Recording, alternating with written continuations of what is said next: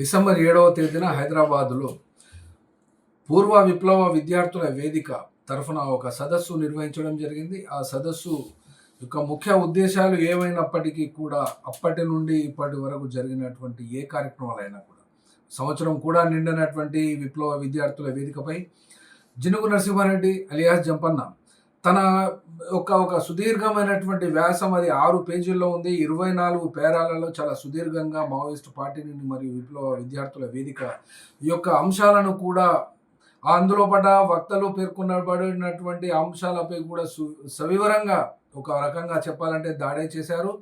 మరి తనకు ఎందుకు అక్కసుందో, ఎందుకు అంత కోపం ఉందో అది తెలియదు. కానీ ఒక మాట అయితే ఇక్కడ విప్లవ విద్యార్థుల వేదికపై చేస్తున్నటువంటి అన్ని ఆరోపణలన్నిటికీ ఒకే ఒక సూటి జవాబుతోటి ఇక్కడ అర్థం వచ్చేస్తుంది.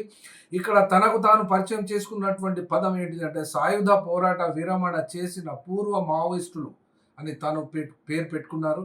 ఏ పేరు పెట్టుకున్నా కూడా ఎవరికి ఏమి ఇబ్బంది లేదు. కానీ ఒక్క విషయం ఒకటి అర్థమవుతుంది, ఇక్కడ భారతదేశంలో బయటి వారు, నిర్మాణంలో లేకుండా ఉన్నటువంటి వారు నిర్మాణంలో ఉన్నటువంటి ఏ పార్టీకైనా సరే మార్చగలరా?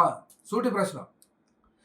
వారు సెంట్రల్ కమిటీ మెంబర్ దాకా ఎదిగి వాపసు వచ్చిన తర్వాత అదే పార్టీపై ఇప్పటి వరకు విమర్శలు చేస్తూనే ఉన్నారు.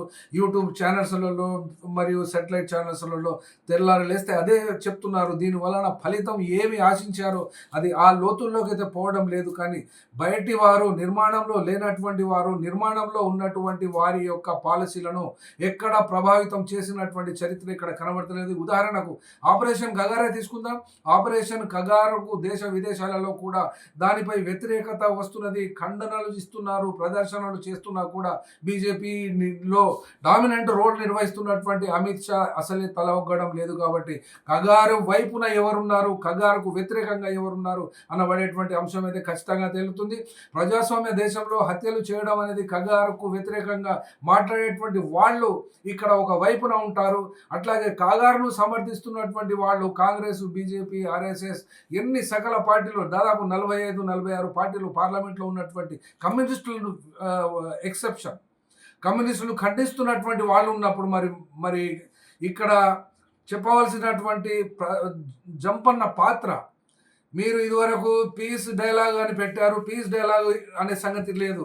మరి ఒక బహిరంగ వేదిక ఏర్పాటు చేసి అందరినీ పిలిచి ఆ యొక్క మీరు ఏ రకంగా వ్యవహరించాలనుకుంటారో అది ప్రజలకు తెలియచేస్తే మంచిది.